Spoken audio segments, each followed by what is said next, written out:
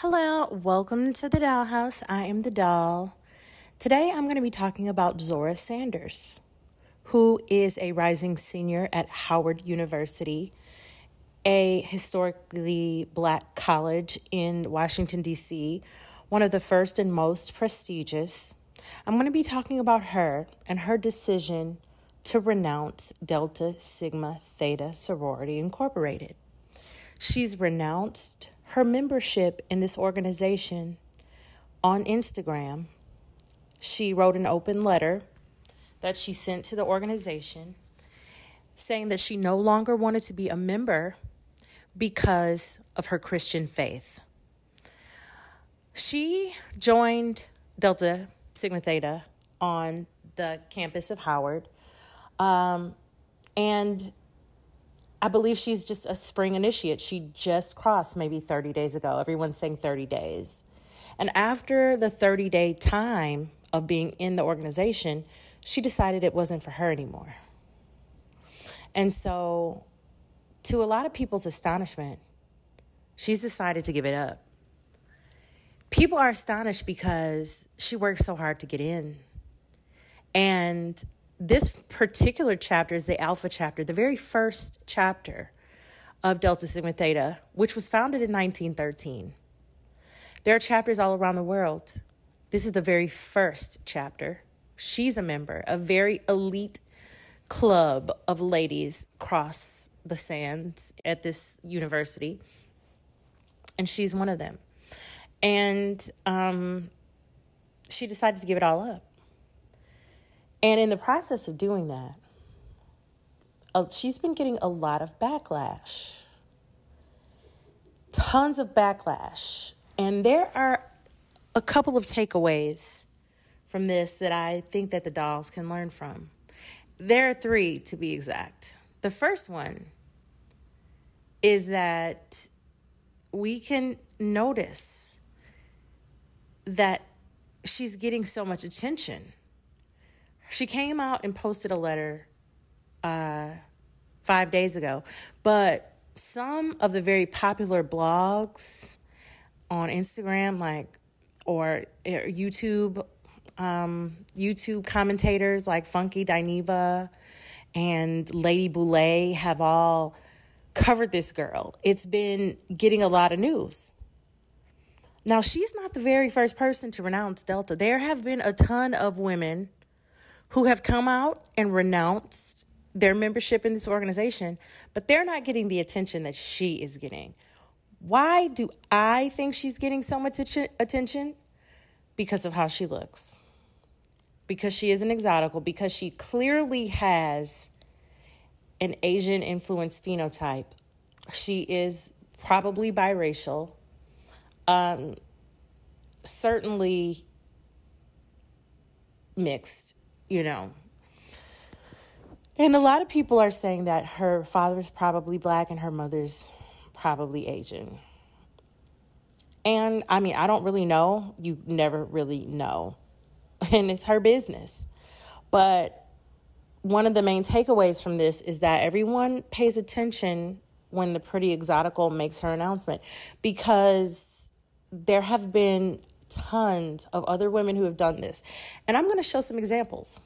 I want to show some screenshots of women who have renounced Delta years ago, months ago, recently.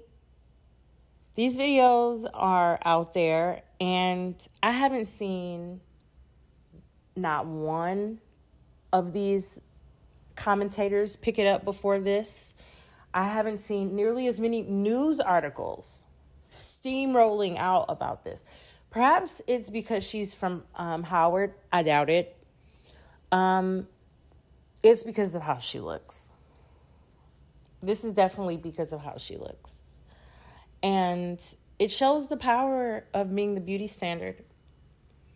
It shows how also unambiguous dark-skinned women are fixated on her story more so than the stories of these women flashing behind me who have also shared their renouncement story.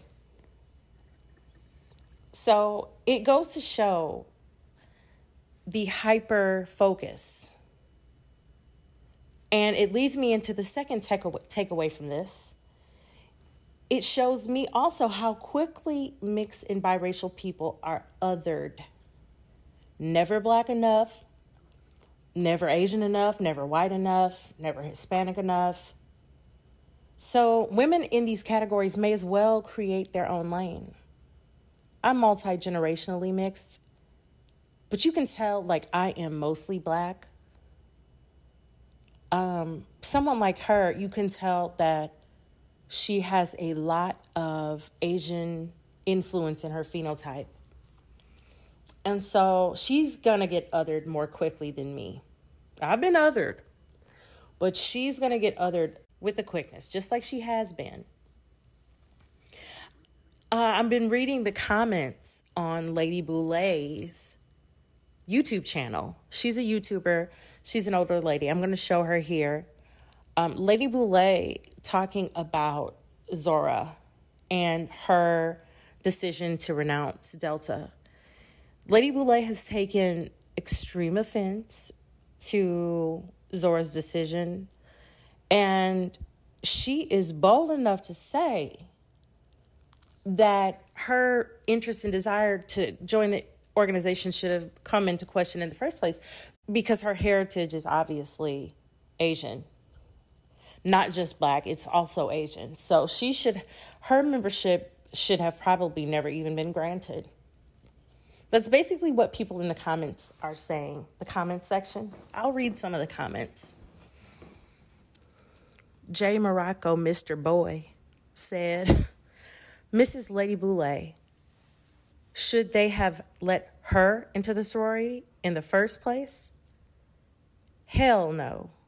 Thanks much, he says. She replied with a heart. Dee Bernice says, we are commanded to love everybody, but we can love from afar. Black Americans have a problem with allowing any and everybody into the culture when they have no business in our spaces. My great aunt was a founding member of Delta Sigma Theta at her HBCU. She lived to be 104. Her chapter showed out for her 100th birthday. It was during the pandemic, but they showed up in numbers to celebrate her. It was beautiful. Yeah. Someone replied to that saying, I completely agree, and said so elsewhere on this video. We are commanded to love one another, not to be everybody's punching bag, doormat, scapegoat, or dumpster. So she's being othered. Everybody else. She's not in the we.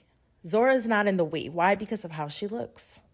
And Lady Boulet says that for sure. She says it in the video.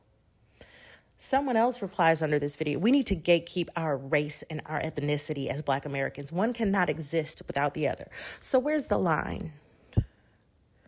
When are people othered?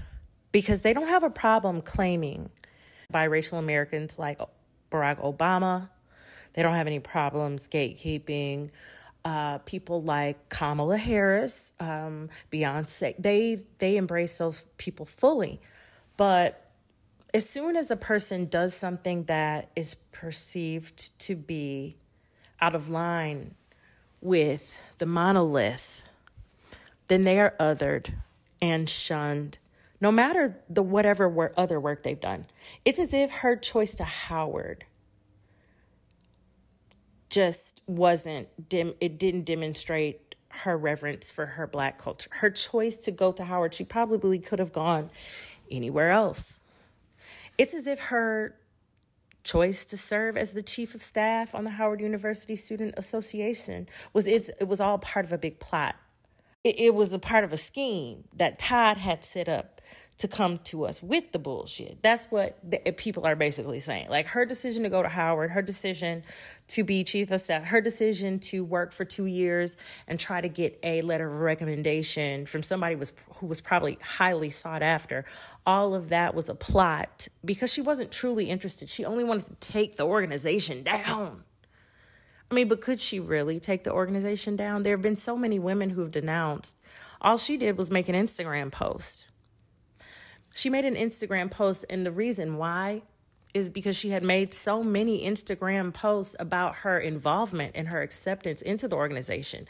She shouted that from the rooftop, so people would probably want to talk to her about it later, or ask her about it, or express curiosity about her membership, or even associate her with it. And so she wanted to publicly also make that announcement.